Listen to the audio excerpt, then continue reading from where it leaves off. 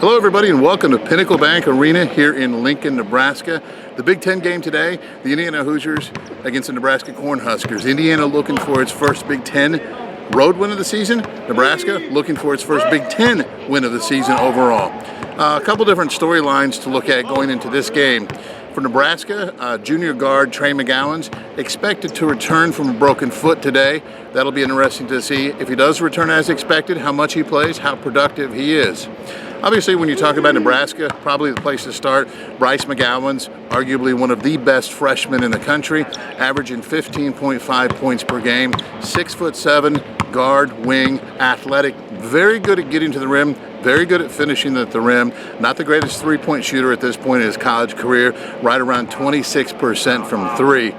Another guy to kind of keep in mind, C.J. Wilcher, guard averaging 10 points per game, shooting 50% from three over his last 8 games. So he's a guy to pay attention to for Nebraska.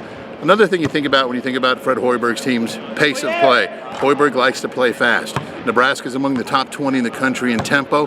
They're going to play fast. They're going to play up tempo, and they don't have a whole lot of interest in slowing it down, no matter how it's going.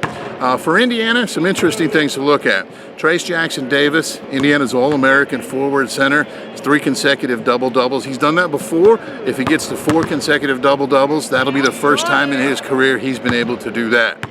Rob Phinisee, 18 points at Nebraska last season. Phinisee's obviously, he's had his struggles this year, but he did have a very good game in this building last season for Indiana. Miller Kopp, when he was at Northwestern, he averaged 16 points per game in his final 3 games for Northwestern against Nebraska. So he's got some history of playing well against Nebraska. Parker Stewart, consecutive games, scoring in double figures, first time in his Indiana career in Big Ten play. So it'll be interesting to see, is he really starting to get it going for the Hoosiers? Another thing to look at, Xavier Johnson, Indiana's starting point guard. IU is 6-1 when he has 2 turnovers or fewer. Obviously, turnovers have been a problem for Indiana at various points in time. They've had some games where they've done a really good job, kept it under double figures. They've had some games where it's been a problem. When Xavier has 2 or fewer, Indiana is 6-1. Another guy to think about, freshman Tamar Bates. He had 13 points in the first meeting between these 2 games.